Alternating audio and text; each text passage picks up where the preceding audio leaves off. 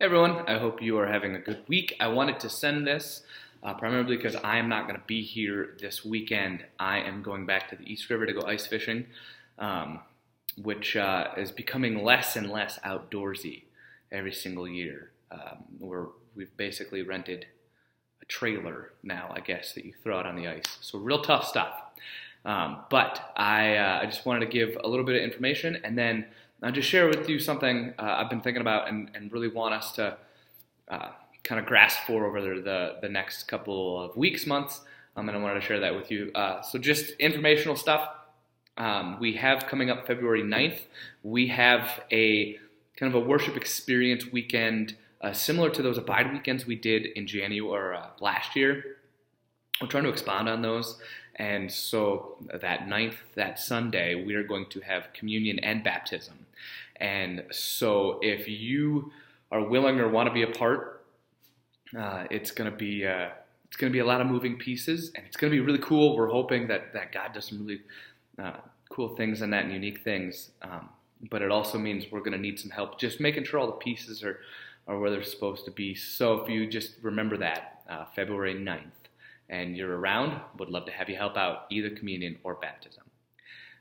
Then we have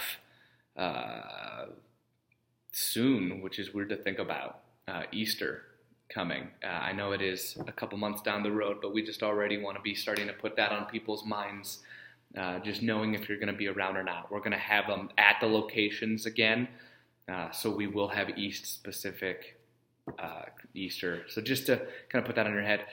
But then just to help, especially ushering in the auditorium, just know that last week, and this is huge, last week was the biggest weekend we've had at East, and the 11 o'clock was the busiest we've ever had at a non like Easter or Christmas, or that Sunday that West did not have services. They all came here. But we had 351 people in the auditorium at the 11 a.m., which is awesome. Like people, right now, it seems like they start people start the new year, like they want to get back into the habit of going to church. And so they try and put it into their schedule. So you just see that uptick in people coming back. You see a lot of people who have been busy with different things that are back now, a lot of new faces. So I want to just celebrate, that's really cool how many people just showed up at the 11 o'clock.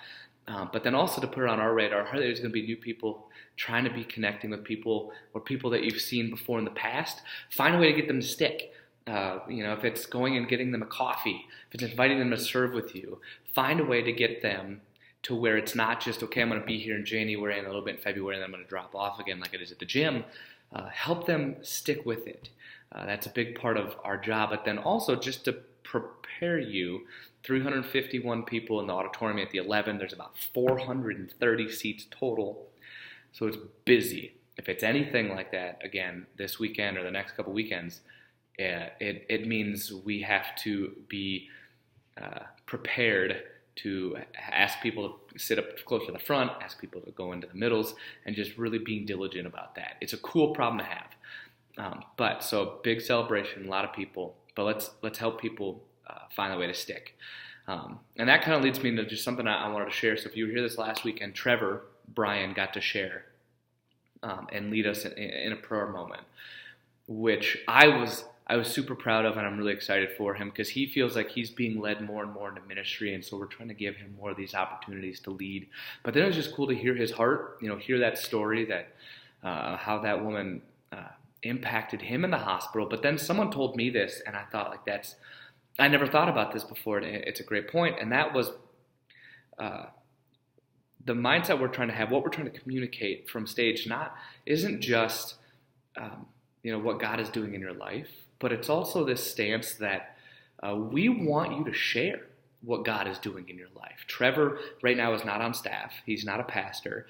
And a lot of places, if you aren't one of those two, you don't get the chance to go up and speak especially in front of bigger crowds, especially times bigger churches. Whereas we're trying to communicate, hey, if God has put something on your heart, we want you to be able to share that. If you have a story, we want to hear it.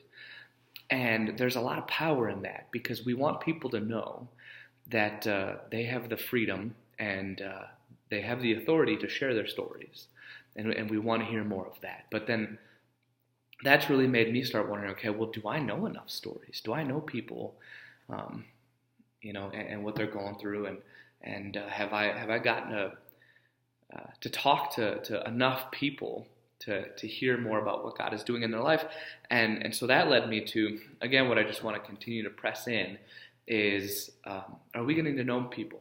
Like, are we learning more about people this weekend than we did previously? And so especially you as the leaders of your team, I really want to press in this week. Who are you taking the time to get to know on your team?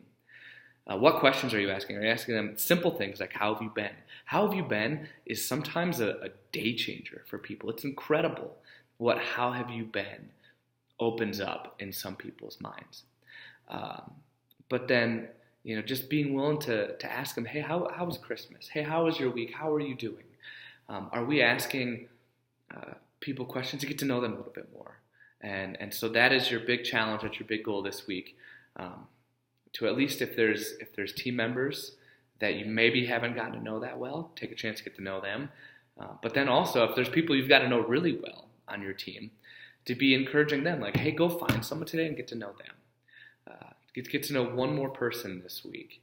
And then if we all do it, that's 30, 40, 50 more people that felt really loved and engaged with here. And that's a huge difference.